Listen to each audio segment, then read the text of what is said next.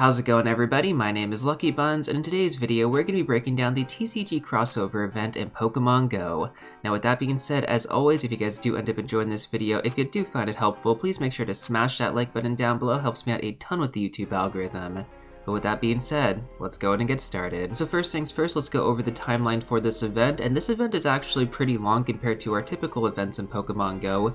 It is going to be from June 16th to June 30th, so pretty much until the end of the month, from 10 a.m. to 8 p.m. your local time. So we honestly have a ton of time to grind throughout this event, and there are so many things to focus on. This is looking like it's going to be a pretty fun one. The event bonuses include the debut of Wimpod, which evolves into Golisopod. I hope I said that correctly. Now this Pokemon requires 400 candy to evolve, and it looks like it's going to be pretty good in PvP, although I don't really know what the movesets are on it, so can't say for sure at the moment. Either way though, I would definitely try to pine up as many Wimpod as you possibly can throughout this event. I mean, we have like 14 days to grind, so I don't think getting the 400 candy should be too difficult. And of course, you can't really forget about the TCG Hat Pikachu that's going to be debuting as well. This can be shiny, so for those of you who are shiny Hat Pikachu hunters, this will be another one to add to your collection. And then finally, the last bonus is going to be the Meltan Box. So specifically, Shiny Meltan is a shiny that's activated during random events. This happens to be one of those events. So you can get Meltan from the Meltan Box, and there are a few different ways to get it. I might make a video, but I'm not going to promise anything. Just on the off chance that I don't decide to make a video though, I'm just going to go over how to get a Meltan Box real quick. So you have to send a Pokemon from Pokemon Go to one of these locations. Either Let's Go Pikachu and Eevee, and you must get all the way to Fuchsia City, by the way, before you can actually transfer them. And then you go to the Go Transfer Center. I'm pretty sure that's not what it's called. I just can't remember the name on the top of my head. It's pretty much what the Safari Zone used to be. It's going to be the same location. So that's going to be the first way to get a Meltan Box, but the second way is much easier in my opinion, and that's going to be going through Pokemon Home. So you only need a Nintendo account to actually do this, and you don't need Nintendo Online membership, which I think is a really important thing to mention because the assumption is that you would need Nintendo Online membership, but you don't. Now, if I do make a tutorial video, I'll go over all this in detail. I just wanted to go over these two methods for those of you who were a little bit unfamiliar in terms of how to actually get a Meltan Box. And so that's pretty much the process. You just transfer Pokemon from Go to Let's Go Pikachu or Eevee, or to Pokemon Home. You open up the Meltan Box, it pretty much acts as an incense, and you just catch Meltan for the entire time duration. Once that box is done, you wait till the cooldown period is up, rinse and repeat. Moving on though, let's talk about the collection challenges next, which will vary in difficulty just like collecting the TCG cards according to the blog post. So we're going to get a total of 9 collection challenges. The first 6 are going to be available right when the event starts on June 16th, and then 3 more are going to become available on June 23rd. Hopefully these collection challenges won't be too difficult. I really don't expect them to, but we do have about 14 days to get them all done. Now with that being said, let's talk about the raids for this current rotation. We did talk about the raids overall for the month of June, so we know that Mewtwo is going to be available, but what about the other raid bosses? Are they any good? Any ones to focus on? So I'm just going to pull the ones that I personally think are worth raiding for, and you know, even then, the 1-star raids are always kind of, I don't know, I wouldn't really recommend it, but we'll talk about it. So from the 1-star raids, we have Chansey as well as Timber. So Timber is a raid exclusive Pokemon right now, which I'm pretty sure in the future it will get a calm day eventually. Chansey is, Chansey is the MVP when it comes to gym defending, so if you can get like 100% IV Chansey, it is totally worth it. Not to mention, both of these Pokemon do have their shiny forms available, and I didn't mention this already, but once Timber evolves into Conkeldurr, which is its final form, it becomes one of the best fighting type attackers in the game. I'm pretty sure Lucario is a little bit better, but it is going to be much better than Machamp. Now again, this is before any Calm Day exclusive movesets, although even if we did get a Calm Day exclusive moveset, I don't think it would really affect Conkeldurr in the overall fighting type meta, especially because we also have Shadow variants available, and Shadow Machamp is going to be much better than this Pokemon.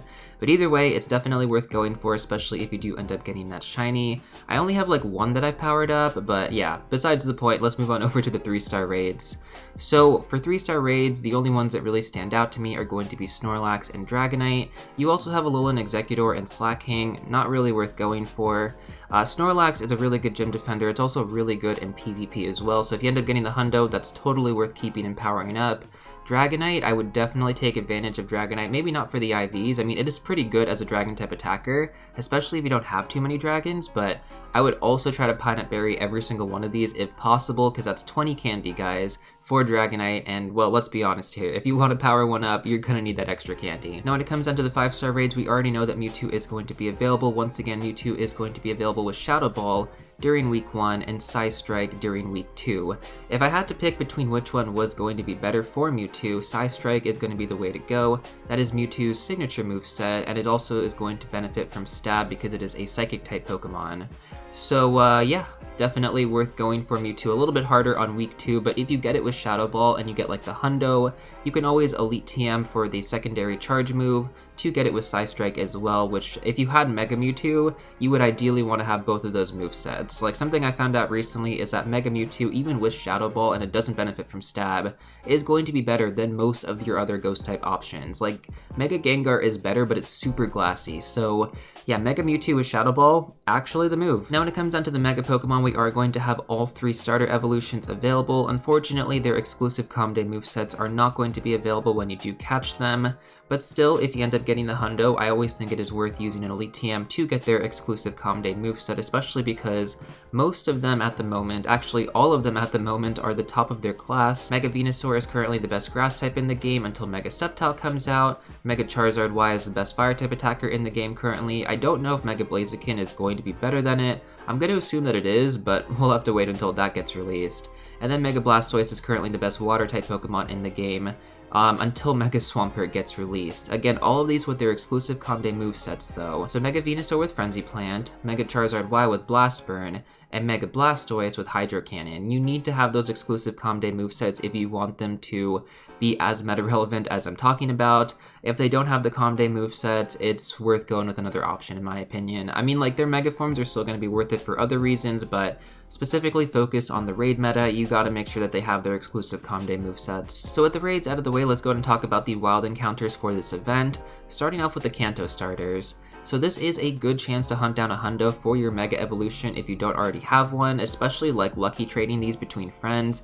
It's guaranteed extra large candy right now if you are level 31 or above, so if you have somebody to trade with, this is going to be a really good time to do it. Once again though, you will have to Elite TM if you want their exclusive Calm Day movesets, or you can wait until we get an event in the future that allows us to evolve them to their final evolution forms to get those exclusive Calm Day movesets. They do it every once in a while, but I'm not going to say it's going to happen anytime soon. And considering the potential of Mega Blaziken, Swampert, and Sceptile, I mean, I wouldn't rush to give these Pokemon an Elite TM. Maybe Mega Charizard Y, because that thing is so freaking good, but you know, Mega Venusaur, Mega Blastoise, maybe hold off for a little bit, kind of see what happens. But at the end of the day, guys, if you get a lot of use out of it, you know, even like a year before something better gets released, I like to think that that's worth it. The next Pokemon that I want to focus on is going to be Magikarp, which evolves into Gyarados. This Pokemon also does have a Mega form as well. And then when it comes down to PvP, this Pokemon has relevance in Great League, Ultra League, and Master League.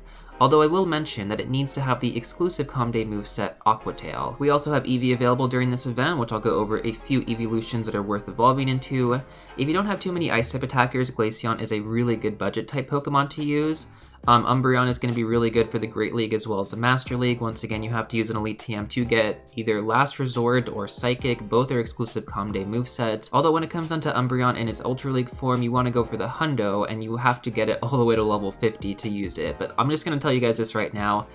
Umbreon in Ultra League is one of my MVPs. Like, it is so good. It is so freaking good. And then we also have Sylveon, which has relevance in the Great League as well as the Ultra League on top of the Master League. So once again, for the Master League, you want the Hundo. For the Great League and Ultra League, you want typical PvP IV spreads. Next up, we have Spinarak, which evolves into Ariados. This Pokemon is really good for the Great League, so if you don't already have a good IV spread on it, pay attention for one because it's going to be worth holding on to. Now, in terms of the rare spawns for this event, we have 4 that I'm going to focus on. The first one is going to be Onix, which evolves into Steelix. This Pokemon does also have a Mega form available, but it's more of a defensive, like, supporting role Mega. It doesn't really, you know, have any functionality as a raid attacker, but if you're in a raid lobby with a bunch of people who are using the same typing, acting as a supporting role is not the worst thing you could do.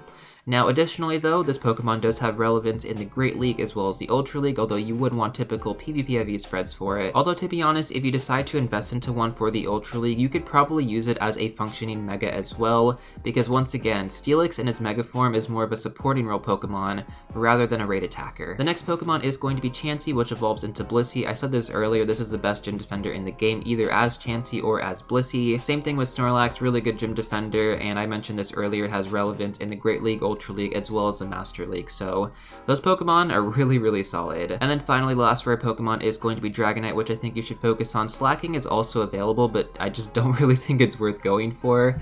Dragonite is good in the raid meta. It's not like the best Dragon type anymore, but it's still a really good option.